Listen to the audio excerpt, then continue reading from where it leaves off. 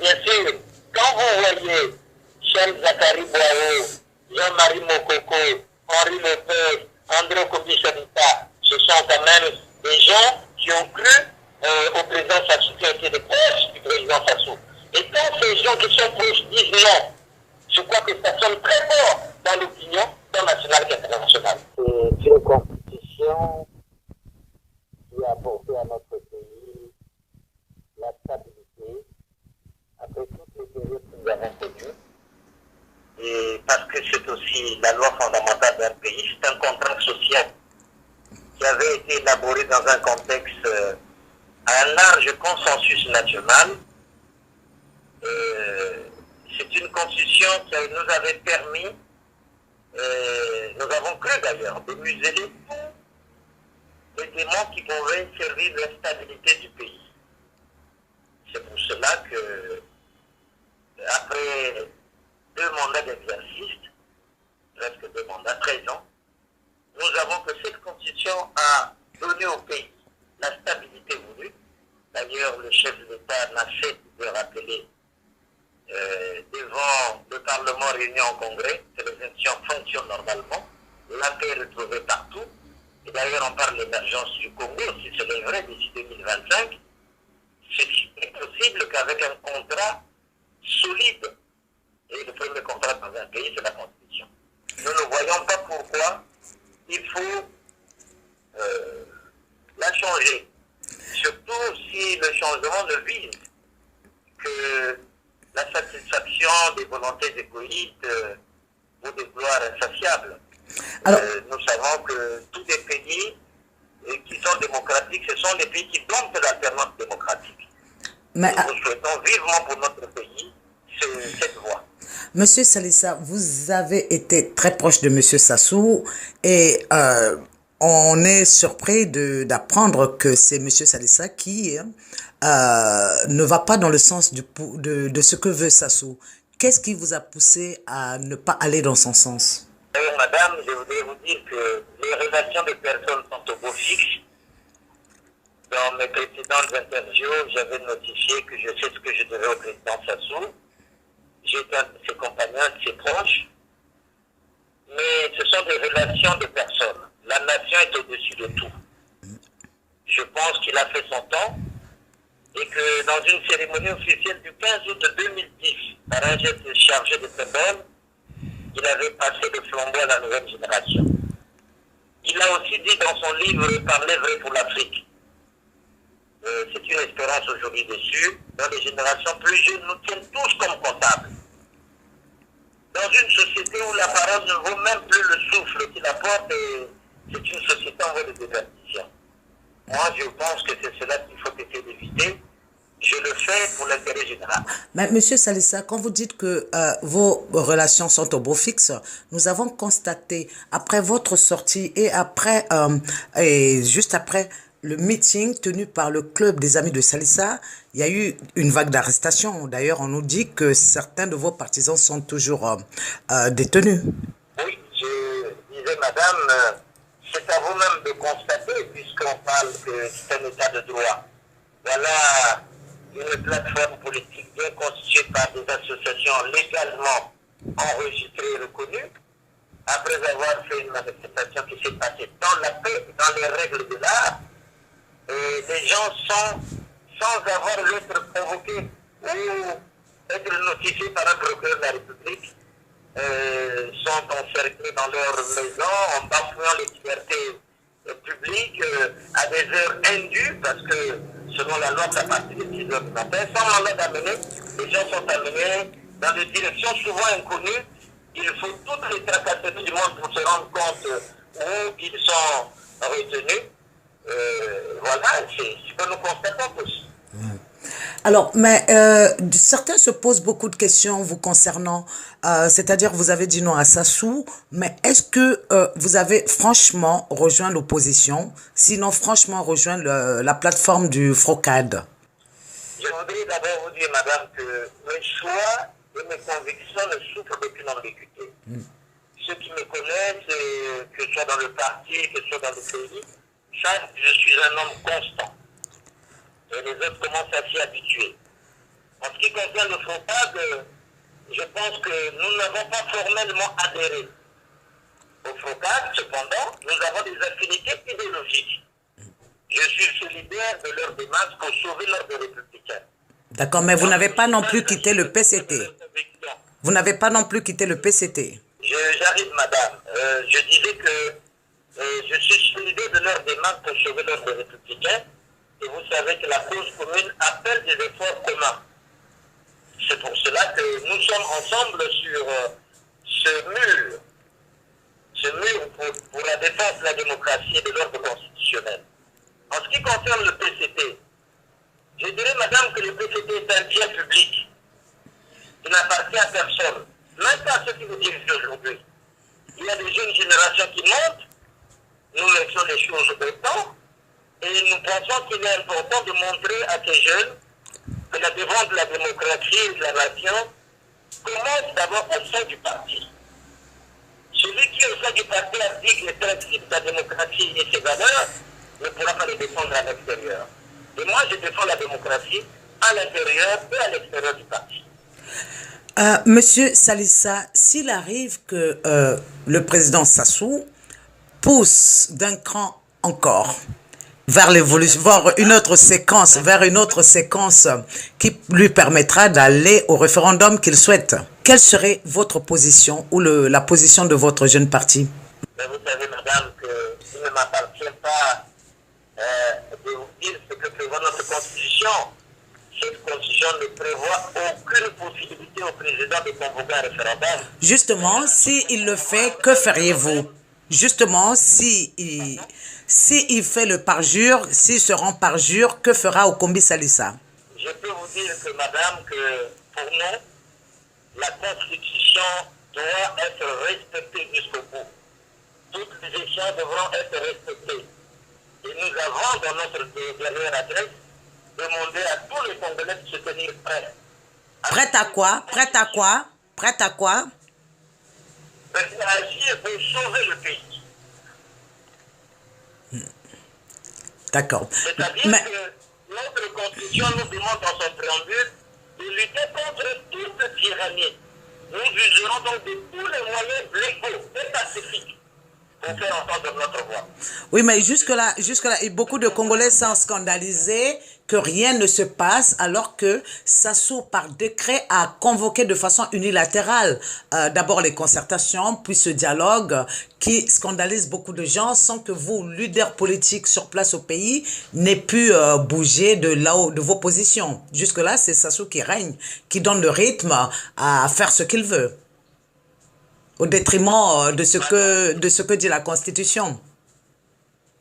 Madame, c'est une illusion, je peux vous l'affirmer, et vous ne pouvez pas dire que les leaders politiques sont restés en reste.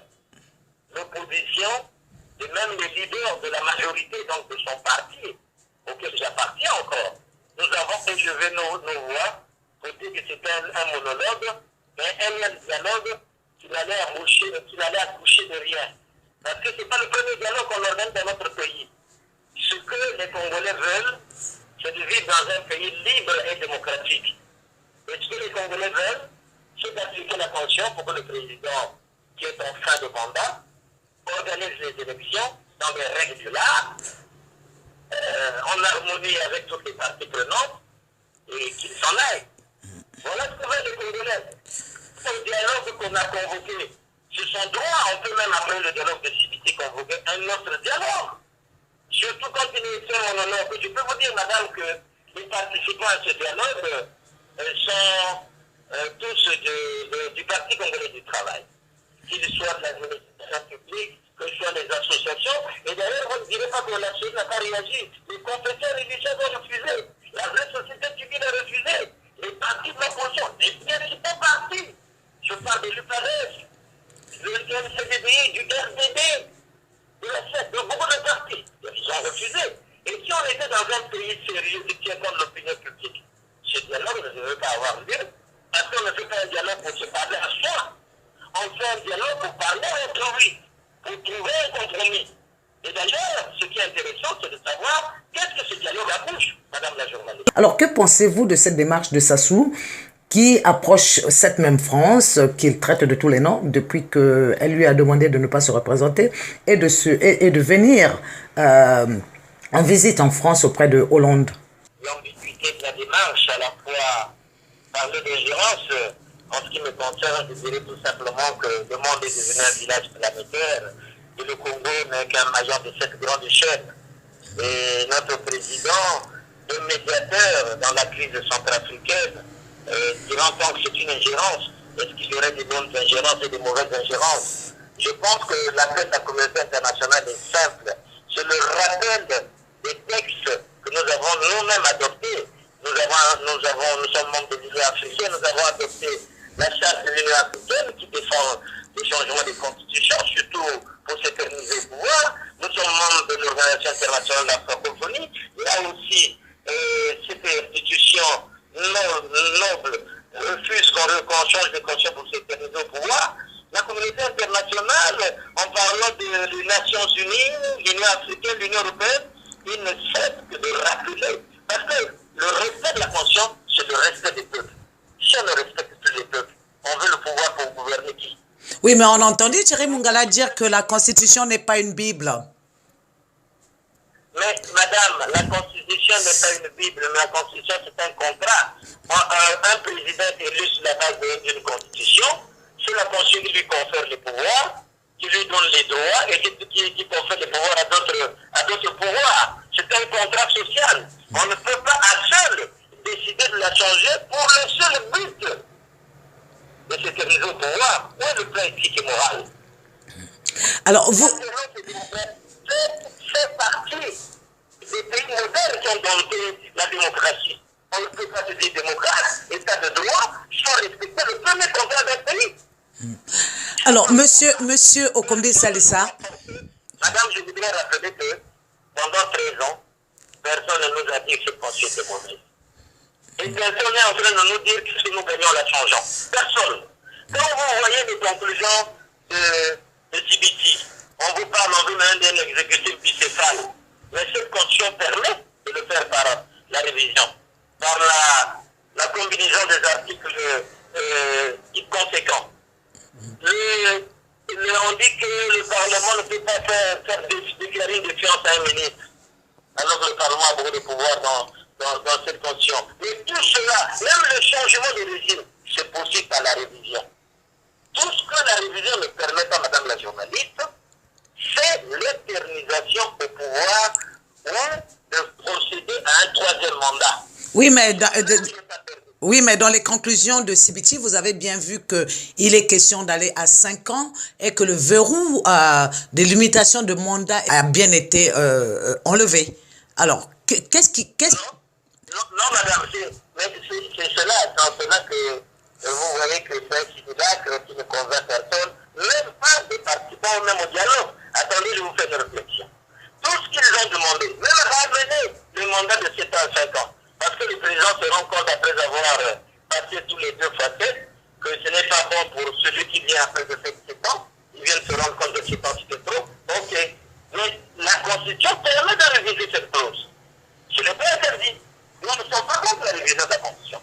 Tout ce qui a été dit à Civiti peut se faire dans le cadre de la révision. D'ailleurs, en ce qui concerne le changement de la Constitution, je voudrais vous noter 2 choses pour que vous compreniez à quoi ressemble ce dialogue.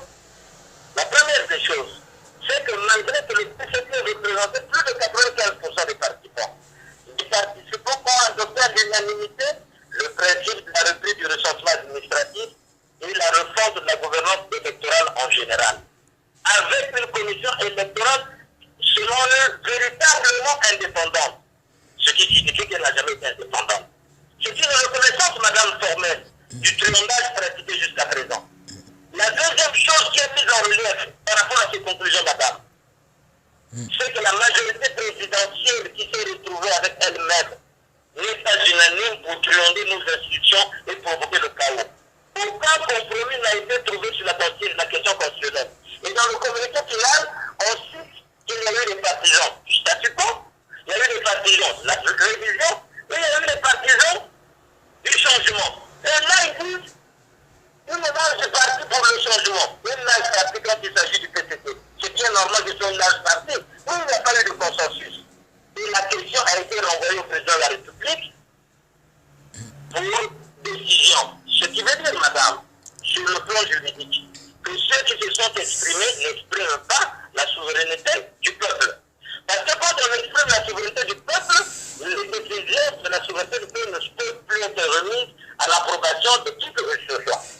Vous avez trouvé, en quoi déjà ce dialogue était faisable. Alors, les conclusions de CBT, disent que le président va décider de l'option à prendre par rapport au non au changement, au oui au changement et à la révision modification. Mais pourtant, lorsque on discute avec les membres du PCT et lorsqu'on leur dit que le président a envie de s'éterniser au pouvoir, de se représenter pour un troisième mandat, ils nous répondent qu'il ne faut pas personnaliser ce débat et le ramener en la personne de Sassou. Pourtant, nous nous rendons compte que c'est bien Sassou qui décide de tout, jusqu'à décréter quelque chose qui devrait se faire avec l'Assemblée et ou le Parlement, pour arriver à un référendum, pas selon ce qu'on a vu se passer, mais plutôt concernant la gestion de la chose publique dans notre pays. Mais madame, aujourd'hui, tous les masques sont tombés. On sait qui joue à quoi. Les Congolais ne sont plus dupes. On sait qui veut le changement de la Constitution. Et sans cela que je vous dis, écoutez-moi bien, madame, les participants au dialogue, en tombant unanimes sur certaines questions, sur celle du changement, n'ont pas été unanimes. Ils vont donc renvoyer au président de la République. C'est pour cela. C'est pour le désigner comme seul et unique responsable de ce qui va se passer dans ce pays. Parce que c'est à lui de prendre la décision. Mais ça veut dire que ceux qui se sont retrouvés là-bas sont conscients qu'ils ne sont dotés d'aucune souveraineté puisque les décisions doivent être confiées au président de la République. Et nous attendons de voir. On attendait pour nous, il n'y a une constitution sans laquelle on ne parlerait pas du président de la République. Si le compteur tourne, le reste sera tranché en son temps, madame la journaliste. Mais que pourriez-vous faire lorsque, par décret encore, le président a interdit tout rassemblement de plus de 5 personnes? Mais madame, il ne pourra pas s'abroger ou s'arroger toute la souveraineté nationale. La Constitution est claire dans son préambule que le peuple congolais doit lutter contre toute forme de tyrannie. Et comme je vous ai dit, nous avons demandé aux Congolais de se tenir prêts et de ne faire aucune concession. Oui, mais jusque-là, monsieur Salissa, vous ne voyez pas les Congolais dans la rue. Les Congolais ne sortent pas comme on l'a vu au Burkina. Un an avant la chute de Compaoré, ils avaient déjà commencé à manifester dans la rue. Ils ont peur de l'oppression que vous-même, vous avez subi le jour de votre retour à Brazzaville. Vous avez été accueillis de façon musclée à l'aéroport, on a pu le voir. Madame, les Congolais ont toujours vaincu toutes les tyrannies dans leur histoire. Et toutes les aventures dans cette voie seront vaincues. Le peuple congolais ne tombera pas, comme on dit, wait and see. Alors, jusqu'où justement est prête à aller au Kombi Salissa? Madame, nous vous disons ceci, nous ne sommes pas dans un état anarchique, nous ne faisons pas de l'anarchie. Les Congolais attendent bien que les leaders leur disent. Nous leur avons demandé d'être prêts. Nous respectons tout ce qui s'est passé dans le simulacre. Nous attendons que le président décide un référendum. Ça sera en ce moment un coup d'état constitutionnel, anticonstitutionnel. Et chacun tirera avec le président. Alors, d'accord. Donc, nous allons maintenant aborder la question de la gouvernance électorale. Avant cela, madame, je crois que c'est pas normal que les Congolais soient dans la rue. Les Congolais peuvent ne pas, il y a beaucoup de force pour s'opposer à un régime. Oui, mais en même temps, la révolte devant l'oppression anticonstitutionnelle est légale et légitime. La communauté internationale, qui n'est pas sourde, qui n'est pas aveugle, constatera le moment venu. Oui, mais la communauté internationale ne pourra agir que lorsque les Congolais agissent eux-mêmes. Jusqu'à présent, on ne voit pas les Congolais agir, et leurs leaders non plus d'ailleurs. Hein. Ils sont plus victimes d'oppression que d'action à faire plier Sassou. Les Congolais n'agissent pas parce qu'on n'a pas encore franchi la ligne rouge. Les conclusions du dialogue sont transmises au président. elles ne sont pas souveraines. Donc le président qui est garant de la paix et de la tranquillité, c'est que la décision qu'il prendra engagera le pays, ou dans une impasse, ou dans une voie de stabilité. À lui de l'entendre. Les Congolais attendent. Ne voyez pas, il ne faut pas sous-estimer les Congolais, madame. 60 ans, les Congolais sont sortis dans la raison de poser un président. Il y a eu beaucoup d'étapes dans notre histoire. Il ne faut pas les sous-estimer. Je crois que à chaque chose son temps. D'accord. Si nous parlons de gouvernance électorale, pensez-vous que le temps permettra de mettre un fichier fiable, une équipe technique indépendante pour pouvoir gérer la question du corps électoral? Madame, nous pensons que, et d'ailleurs, les jours passent, nous sommes déjà à moins d'une année du premier tour de la présidentielle conforme à la Constitution. Il y a les pouvoirs publics qui sont en place. Si nous arrivons au terme du mandat et que tout ce qui est prévu n'est pas fait, madame, ils savent eux-mêmes à quoi s'en tenir. Alors, si vous devrez nous dire en quelques secondes qui est Sassou, que diriez-vous? L'homme Sassou et le militaire Sassou et le président Sassou. Bon, je crois que on est sur cette question d'historien, madame. Il y a des historiens politiques qui sont... Vous l'avez côtoyé pendant longtemps, monsieur le ministre. Le portrait de l'homme Sassou. Vous l'avez côtoyé pendant longtemps, monsieur le ministre. Vous le connaissez assez. Je le connais, mais vous voyez qu'on peut dire qu'on ne peut pas connaître l'homme totalement, il n'y a que Dieu qui connaît. Je suis aussi très surpris de monsieur Sassou que j'avais connu, mais pas celui qui peut aujourd'hui refuser tout ce qu'il a dit lui-même. Parce que quand on prête le serment sur l'honneur, c'est un parjure de ne pas respecter son serment. Donc, j'attends de voir. Les gens espèrent beaucoup sur la force de mobilisation de Okombi Salissa. Et Okombi Salissa, en est-il conscient?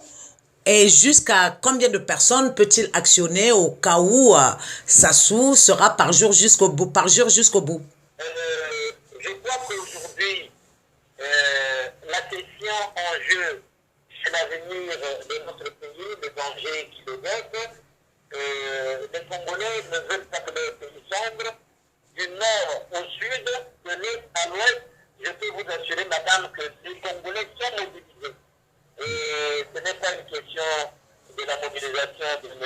Kobi Salissa, c'est la mobilisation des Congolais par toutes les forces qui, de façon admirable, sont en train de lutter contre le joug sur lequel est notre peuple. Je crois qu'il y a beaucoup de forces qui, depuis un temps, avec beaucoup d'admiration, sont en train de lutter.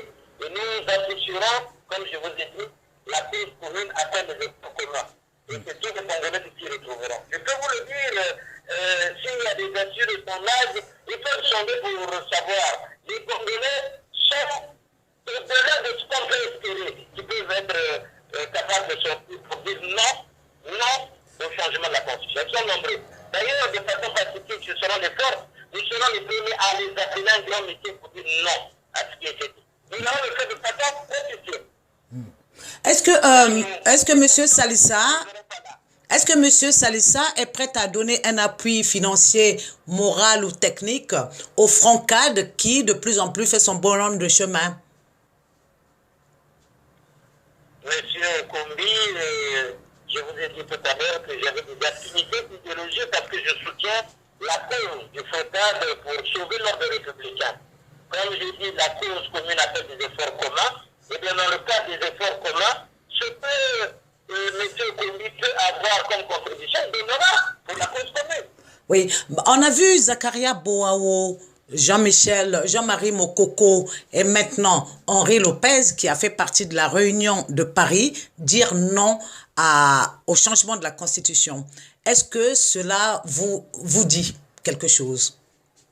Bien sûr, quand vous voyez Zakaria Boao, Jean-Marie Mokoko, Henri Lopez, André Kobi-Salissa, ce sont quand même des gens qui ont cru au président Sassou, qui ont été des proches du président Sassou. Et quand ces gens qui sont proches disent non, je crois que ça sonne très fort dans l'opinion, tant nationale qu'internationale. Et ça montre aussi qu'on ne peut pas, à ce siècle accepter de faire mettre notre pays dans, pas dans le contingent de ceux qui tirent le continent vers l'avant, de ceux qui tirent le continent vers le bas. Nous ne voulons pas être dans ce contingent. Nous sommes dans le contingent de l'économie qui tire le continent vers l'avant, pas vers le bas. Et vous pouvez donc vous-même analyser. Là, il n'y a qu'une partie. Je vous promets qu'avant que la deuxième parvienne, beaucoup d'autres s'exprimeront. Oui, mais en attendant, nous entendons dire que le président compte plutôt imposer son fils, Denis Christel Nguesso, à sa succession.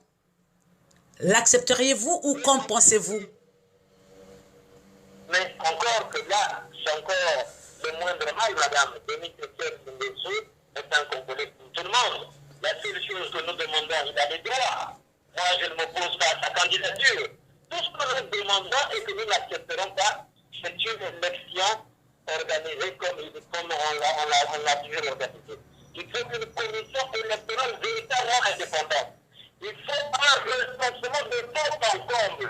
Oui, les données du recensement se rapprocheront des données statistiques démographiques qui sont connues par notre Centre national de statistique des études économiques. C'est là où tout est proche, où le nord est plus petit que le sud, ça c'est inacceptable. Mais des données fiables, avec une commission électorale indépendante, pourquoi son fils aurait pris le droit d'être candidat? Pourquoi? C'est encore Monsieur le ministre, la jeunesse républicaine avide de démocratie a les yeux rivés vers les forces vives de la nation congolaise. Est-ce que vous avez un mot à leur endroit pour les encourager à résister? Je avais dit que je leur avais parlé d'un philosophe célèbre qui disait « Ce n'est pas parce que les choses sont difficiles que nous n'osons pas, mais c'est parce que nous n'osons pas qu'elles sont difficiles. » Et je les invitais à être prêts à agir pour l'avenir de leur pays. Les jeunes, ce qui se défend aujourd'hui, c'est le lendemain de cette jeunesse. Ils doivent prendre leur destin en main. Et c'est ça, j'ai demandé à tous les Congolais où ils se trouvent, à l'intérieur comme à l'extérieur du pays, dans l'État comme en dehors de l'État, à être prêts à agir pour le pays. Les efforts dont nous sommes nombreux à les faire ne sont plus des petits efforts, ce deviennent des grands efforts. Oui, mais quand vous dites agir, c'est vague. Qu'est-ce que ça veut dire agir pour le pays? Agir pour le pays, c'est de défendre, comme l'indique la Constitution, contre toute forme de tyrannie. On ne peut pas accepter qu'une Constitution qui n'a pas prévu de causes de changement soit changée pour des appétits égoïstes. Ça, c'est inacceptable et inadmissible. Et puis, je dis encore une fois de plus, le président a passé ses 2 mandats, plus une transition flexible. Un dernier mot, monsieur le ministre Kombi André Salissa. Le dernier mot, madame la journaliste, c'est que malgré ce danger qui est en face du pays, je crois que j'invite la classe politique à un élan patriotique, à se souvenir que les hommes nous passeront et que le Congo restera. Et qu'est-ce que nous léguerons à nos enfants?